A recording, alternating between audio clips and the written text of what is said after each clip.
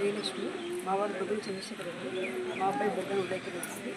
మాకు మా ఫ్యామిలీ అంటే మా భర్త అన్నగారు భాస్కర్ రెడ్డి భార్య కౌన్సిలర్ నిలబడినారు వైసీపీ ప్రభుత్వంలో. నేను ఆమె కౌన్సిలర్ గెలవడానికి చాలా పోరాడినాను. ఆమెకన్నా నేను ఫాస్ట్గా ఓట్ వేయించడానికి చాలా విధాలుగా ప్రయత్నం చేశాను. అది అందరికీ తెలుసు. వైసీపీ ప్రభుత్వంలో ఈవెన్ రాజరెడ్డి వరకు అంటే బాబుల్ రెడ్డి గారిని, నాగేశ్వర రెడ్డి గారిని, ప్రతి ఒక్క చలంరెడ్డి కోసం కూడా నేను ఓట్లు ఏమైనా అడిగాను. వార్డులో అన్ని విషయాలు రాజరెడ్డి వరకు కూడా పోయాయి. అంత కష్టపడి నేను గెలిపిస్తే తర్వాత పని అయిపోయిన తర్వాత ఎమ్మటే కౌంటింగ్ రోజుకే నన్ను పక్కన తెప్పించేస్తున్నారు. అది నేను గ్రహించినాను.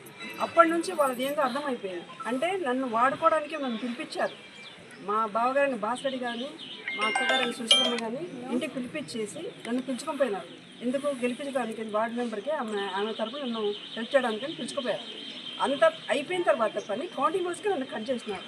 అంటే వీళ్ళది ఇట్లా ఉంది అని నేను గ్రహించినాను.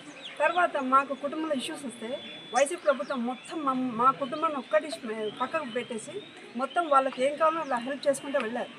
లాస్ట్ 2 ఏళ్ళు మేము ఊరు ఇడిచిపెట్టి పోవాల్సి వచ్చిన పరిస్థితి తీసుకొచ్చినారు. అంటే కేసులు పెట్టినారు, కోర్టులు అన్నారు, అన్నారు. మేము రాజరెడ్డి దగ్గరికి పోయినా కూడా మిగతా వాళ్ళు కూడా ఎవరే కానీ సహకరించలేదు. రాజరెడ్డి గారు కూడా ఏం విన్నారో ఏం కథనో వాళ్ళు ఎట్లా చెప్తే అట్లా విన్నారో ఏమో జరగడం మేము చాలా నష్టపోయినాము.